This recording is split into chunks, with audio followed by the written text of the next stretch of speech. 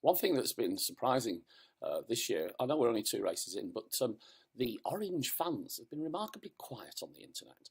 I don't think we'll be hearing a lot from them after today.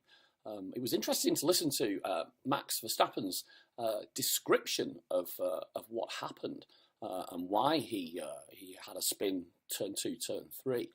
He said that 150 brake horsepower just suddenly appeared from nowhere and spun him out.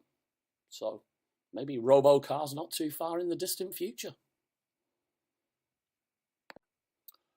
And to you Kimi fans, I now turn with heartfelt sorrow. I mean, we all here at TJ13 in our little WhatsApp chatter group had Kimi for pole. This was to be his greatest day for many a moon. But unfortunately, just like he did in Russia last year, dominated P1, P2, P3. And just maybe he's not quite got it when the big moment comes in quali anymore. Might be tough to take, Kim Fossey, but it's looking true. And what about the Ham Fossey? They must be weeping into their popcorn buckets. Lewis starting P9 behind Ocon, just ahead of Fernando Alonso. And he's got a bit of a problem tomorrow because Super Gasly in the Honda Toro Rosso, did I mention Honda Toro Rosso, starting in P5, have been the quickest down the straights all weekend.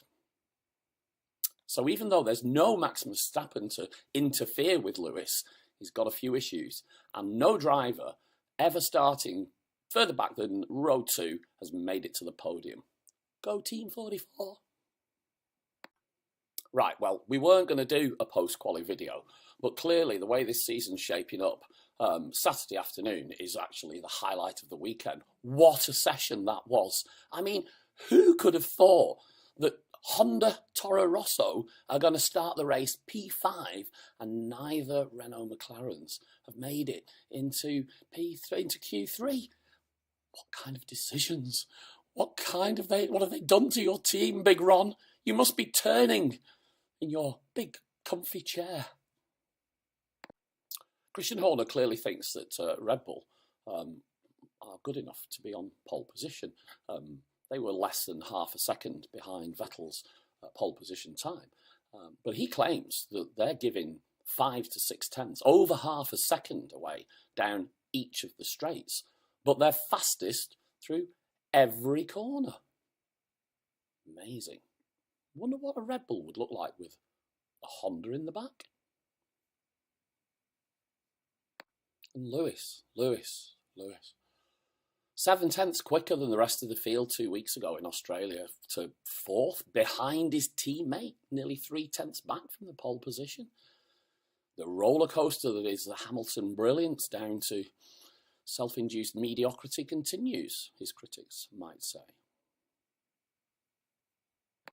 And Mercedes with their famous party mode. A bit like the old days when Red Bull used to like pump up the music when Vettel won race after race after race. Anyway, we thought that cooler temperatures, easier on the tyres, a power-hungry circuit, Bahrain, and yet 2 Ferraris on the front row. Not seen in Bahrain since the days of Schumacher back in '06. Looking good for the season.